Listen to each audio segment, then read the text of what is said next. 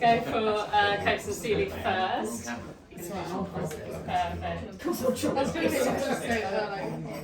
Nice one. So COATES and SEELY, as Simon was saying, really exciting brand, and to be pouring by the glass alongside champagnes.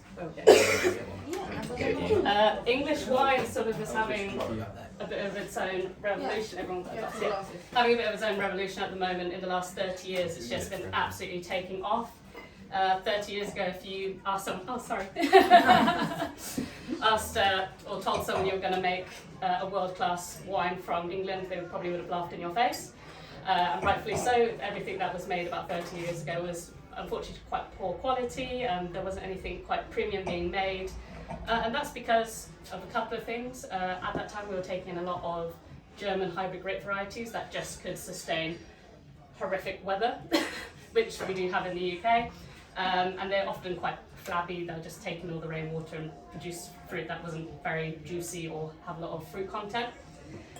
Fast forward 30 years, with the help of a bit of climate change, unfortunately, and also the realisation that we could use the chalk soils, which are exactly the same as Champagne, which go under the channel and pop up again, sort of where you see the White Cliffs of Dover. We could then use those and plant the same varieties on them as they do in Champagne. Cue COATES and SEELY. 30. Climate change isn't all bad. So COATES and SEELY is a sparkling wine, exclusive just sparkling wine, made in Hampshire by Nicholas Coates and Christian Seely. Nicholas has a background in finance, and Christian has a background in probably the highest, most prestigious wine roles in the world. So he is a managing director of a company called AXA Millésime, and what they do is just work with 9 of the best vineyards in the world. So he knows his wine stuff. Nicholas basically decided to quit his job in finance, and Christian sort of planted the seed in his head that the UK will one day make one of the best sparkling wines to rival the best champagnes of the world. So Nicholas then became obsessed with this idea, started hunting all over England for sorry, Pam's going to get sure I'll get to you. Hunting for the best vineyard across England. And I'm sorry. Ollie, no, I've drunk quite a bit of it. He's already had some. She's a corn dog. Chill down. So he was hunting across the UK for a fantastic site, nearly gave up, couldn't find anything, and then one day he came across a vineyard that was only a mile or 2 away from his actual house in Hampshire. So he was asking around the locals, seeing if anyone knew anything about this land, and one guy said to him, "Oh, you have to go and talk to Gypsy John who lives down in the valley." So I was like, okay. So he goes into Gypsy John's caravan, emerges about 4 hours later with all the knowledge of all the land around the area, and found out this land was now owned by a lady called Daphne.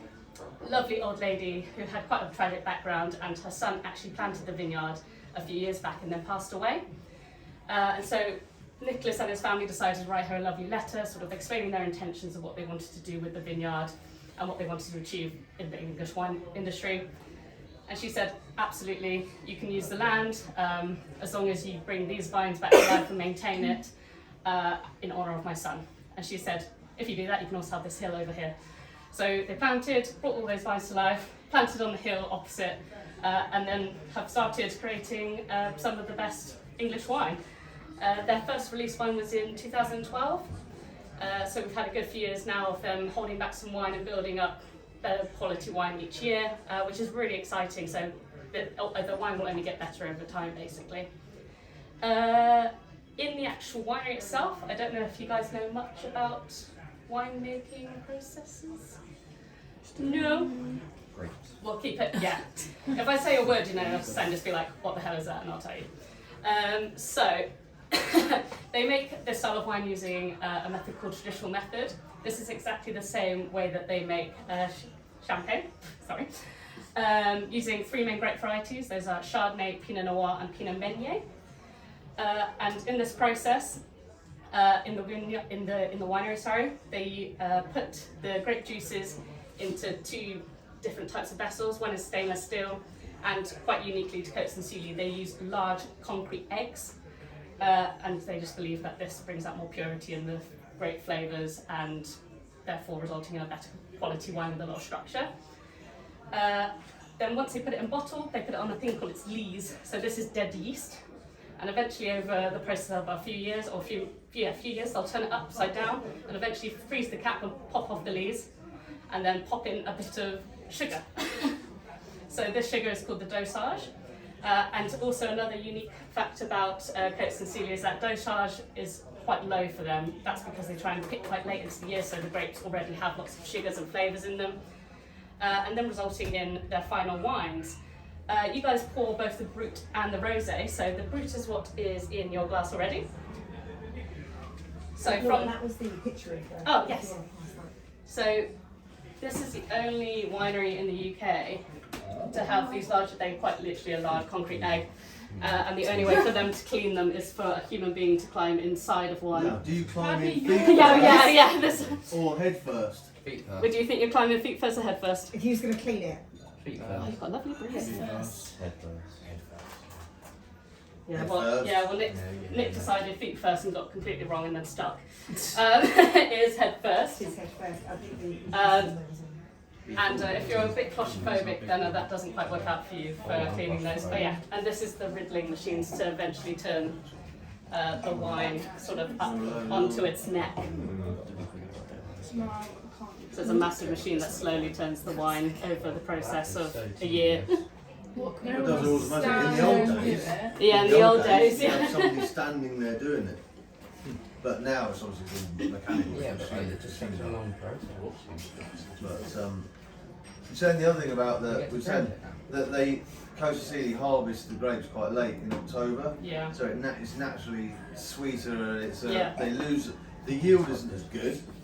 So if you They're also playing with a bit of frost at that time of year. so it's always a bit of a dangerous time. They're saying but in if you do the champagnes, especially Moets and all that, it's far more. They want to yield as much as they can.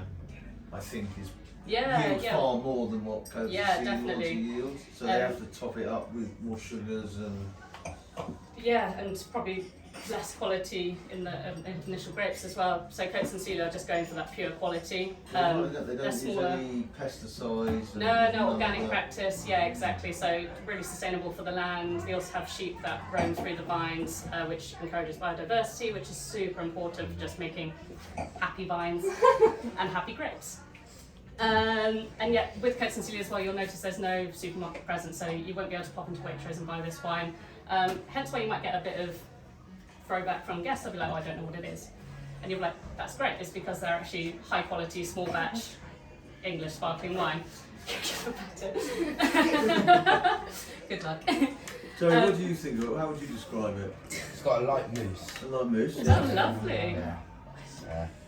Tastes like every other wine. Edit that bit up. Yeah. Do you reckon it will ever be in supermarkets? No, so when they were Bring some first, chairs over. first approached by Waitrose as they were going to open and start using their first wine, and quite boldly they turned down Waitrose straight away. So they're probably never going to have any supermarket presence going forward as well. They really like that exclusivity that this wine is intentionally meant to be served with good food. Quite simply that. But yeah, how does everyone taking with the Brut so far? Oh, we might be drinking. So you'll notice the complexity, that's from the time on lees and the time then bottled. They wouldn't release a bottle of wine before they thought it was ready He to be just drank shoved either. it in one. Right, It's not a shot, Joey. I can't drink it any other way. No. Not yet. Spit it out, Joey. There's a bucket there. No, I finished it a bit more. No wasting. It's Joe's Creed. Yeah, I've got a day off today. I don't have to go to the bar. Creed. I think Sophie's coming as well, but she can sit there, can't she? Not bad. Alright guys, I'm going to come around with the rosé if you want to Want me to put, are you going to drink it? I'm going to drink it until we've got some rosé coming around. Simon, I think you might have a bit of a drunk team tonight.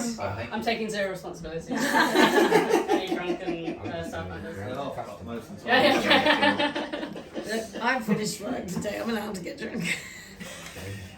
They always perform at their best when they're hard. Yeah, Christmas is pretty lovely. Yeah. Oh god. There was one Christmas when it was just the 4 of us working. I was wasted that day. Max. Okay, so we're going to try the rosé next. Oh.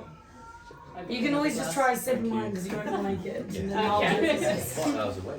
I don't know whose glass that is. This is a clean glass, isn't it? There you go. That's my glass. sure? Yeah. I'll drink the rest of yours. So, point of difference. Why? Let's just do my stretching. Point of difference with the rosé is obviously the colour. They achieve that sort of really nice pale peachy colour by skin contact, so with the red grapes that go into it. So there's no Chardonnay in this blend, just Pinot Noir, Pinot Meunier. Bit of skin contact with those red grapes before they press off all the juice, just allows that tiny bit of skin colour. And then to get consistency across all their bottles, they will drop a tiny bit of still red wine in at the end, just so everything is consistent across the range, because people will take the quality to be all over the place. With this wine, and compared to the Brut, if someone asked you, the rosé is a bit fresher inside. I think the Brut's a bit more complex, a bit more breadier, toastier. The rosé, you get more red fruits coming through, it's a bit more flavourful. And you get more minerality to it, so it's like that freshness you get at the end. This is my favourite. Has anyone got a preference on the two? The white one's better. The white one's better, end of. Peroni and white fizzy wine. Yeah. It's a simple man. Yeah, like that. That is great. I'll take Wow. that. We've got rosé to come as well, so You didn't see him holding his nose whilst he drank it. Well done, George. I took a sip. Yeah, you didn't see Izzy take his glass off and then tip it in hers. No, this is the it's going to be a great bullshit. afternoon. I'm sure that's lovely. Do you guys have any questions on English wine or Coates and Seely? He was like this. Anything you It's feel like I probably skimmed because you over too like quickly? inhaled or- at the same time. Yeah, you must have got the bubbles down the wrong way. He doesn't like fizzy drinks. And he doesn't drink after. If we got, like, obviously in September we're going to be doing this sparkling, this English wine month and stuff. If customers ask you about Coates and Seely, now's a good time to ask questions and stuff, but do you have anything? How would you sell it? How do you think you would Got a lovely introduce light a guest to it or a customer to £1 it? cheaper than our champagne. No. Sold. You were on the right track with the light mousse. Yeah. The first Everyone bit. wants to save a bit of money. It's organic. Joey, Yeah, people organic production. around here don't need to save money, so let's move away from that. How are you going Small batch. How are you going to sell the product? How are you going to introduce someone Local, to it? How, from our how are you country. going to do it? Our country. It's aged over a longer period of time. Hmm? It's aged longer. Yeah. Yeah. What so else? my sort of like Less zingers. sugar. Yeah. Yeah. I've got Obviously, where another great thing is where it's from. The Yeah. exclusivity of it as well. Yeah. Literally 20 miles down the road. Small Can't even batch, get it in your local exclusive, Waitrose. made in Hampshire, No. only made by with their Only at grapes. 10 Downing Street. Yeah. All the fact that That divides the room. Yeah. But yeah, English family, made in Hampshire, local vineyards, their own vineyards. They don't buy in any grapes from the rest of the UK or abroad. So these are all super important points, especially if someone's trying to decide between having the Coates and Seely or a glass of champagne, and also a great upsell from a glass of prosecco for actually the way it tastes, the quality, and how it's made. And if you're going to pair it with anything on your menus, the best pairing for this traditional method sort of style wine is fish and chips. Hands down, it is. You've got the oiliness, you've got the white fish, you've got your lemon, you've got your salt and vinegar. It's a perfect combination. I was just sort of talking to Pam yesterday. Any of your small plates or your bar snacks that you do, bar snacks are designed to be a big hit of flavour, usually quite salty because you want people to keep eating and drinking. So always, this is a perfect pairing for that. A bit of salt in food is your best friend for wine. Coates and Seely. And how long does it take to produce a bottle of Coates and Seely? One bottle. So it'll be a few months in the tanks, followed by 2.5 to 4 years in the bottle. and then they'll then leave it to sit in that bottle for however long they think until it's ready. It usually takes an extra 2 years, so you're probably looking at about 5 years before a bottle of wine is released. How many bottles are in a batch? So in a year, they're only producing about 80,000 bottles, which sounds a lot if you, in the grand scheme of things, but actually if you compare it to other vineyards, they're producing hundreds of thousands plus, and Yeah. some They millions. only pick the best fruit Yeah. as well, don't they? If the fruit isn't up to standard, they'll literally chuck it in the bin. Or feed it to the local animals. Not the locals. The local. They take it down to Gypsy Jar. They actually have a special Coates and Seely batch. Yeah. This is a special wine. The locals. Fizzy.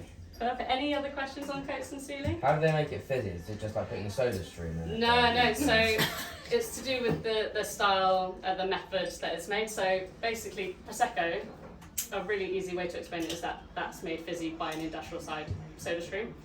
With traditional method and champagne method wines, it's to do with having a second fermentation in the bottle. So when that little bit of yeast is put into the bottle and it's riddled over that time and turned up on its neck, it's actually undergoing a second fermentation. That releases the CO2 and it's all captured in the bottle.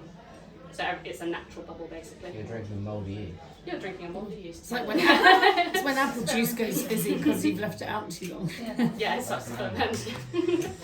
Just that up in your alcohol content. Don't know who would do that. Perfect.